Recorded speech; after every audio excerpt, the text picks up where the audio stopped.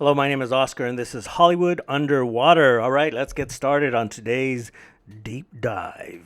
47 Meters Down Uncaged is the sequel to the unexpected summer blockbuster hit of 2017, 47 Meters Down, starring Mandy Moore and Claire Holt. Now, none of the original cast is in this sequel, starring instead four relatively new faces, Sophie Nélisse, Corinne Fox, Brianne Chu, and Sistine Stallone, yes, daughter of Sylvester. They star as four teenagers who risk a dive into unknown territory and, well, they get stuck.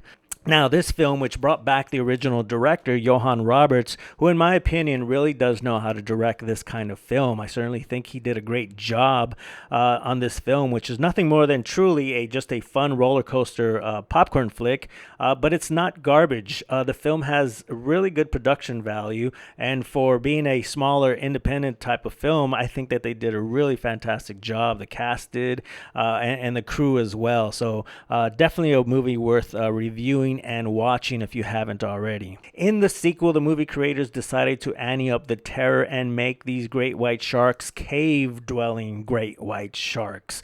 But I think the movie producers must have realized at some point that escaping great white sharks in a cave was probably not in your favor as a human being. So they do even the odds just a little bit by making the sharks blind. So they add the story that the idea here is that these great white sharks evolved in this permanent darkness of these underwater caverns that they inhabit. So it does favor a little bit of luck towards our teenagers, sort of.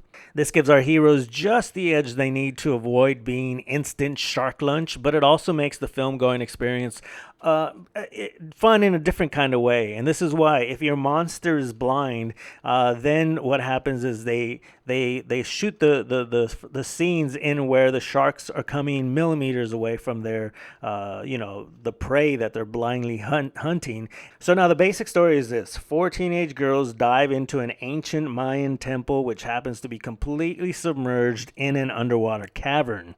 Now, I have to remind you that the reason that all underwater suspense films can be so terrifying is that whether you're avoiding sharks, a giant octopus, enemy spies, underwater zombies, your number one threat, regardless of anything in these situations, is always your air supply. Now, also, there's this huge, monstrous underwater vortex that they have to avoid, which will suck them down into the abyss, which, of course, they don't avoid, and they do have to deal with it. And it's a really, really good scene. The cinematography and the CGI, along with these actors and this set piece, really work really well together. You know, they have these columns and statues, and even this old, ancient, stone calendar that was made through a pretty detailed process by a local sculpture company that the set designer David Bryan hired to make the pieces that was right down the street.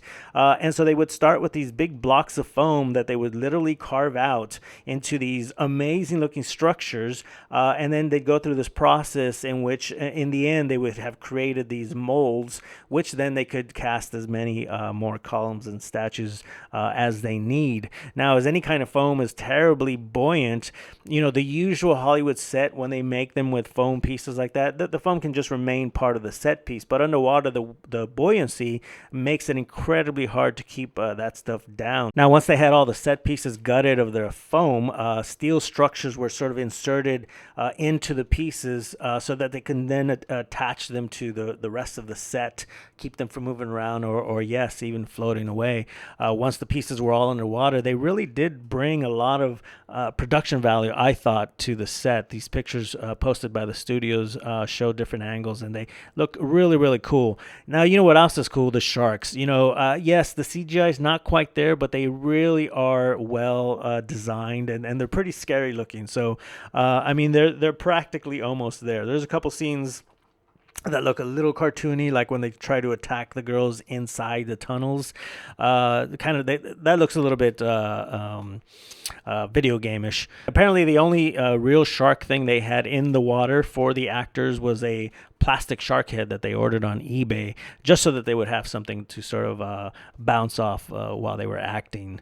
And Roberts did an amazing job, because not only he's really got to shine in making this movie, right? And he's got to get all the shooting done underwater, which is that much more difficult. And he still has to maintain everybody's safety and get the film done. But there is still even a moment in the film where they have this scene of an underwater welder, and they just show him for about a minute working with this light, and they got these pretty shots, and it's actually really really neat. So they got off some artsy shots, which kind of gives us the audience a little bit of a rest, and gives us a little bit of eye candy to enjoy before the monsters are back.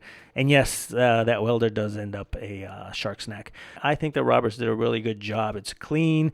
The actors overcame the hurdles they needed to. The sets look fantastic. And even though CGI is not quite top grade stuff, but it still works. And that credit does have to go to the painstaking production value and the good leadership of this director, who came off with I think is a decent looking film. Alrighty, that's my brief deep dive into 47 Meters Down Uncaged. Thanks for watching. My name is Oscar. Please hit that subscribe, and I will see you again soon on Hollywood Underwater.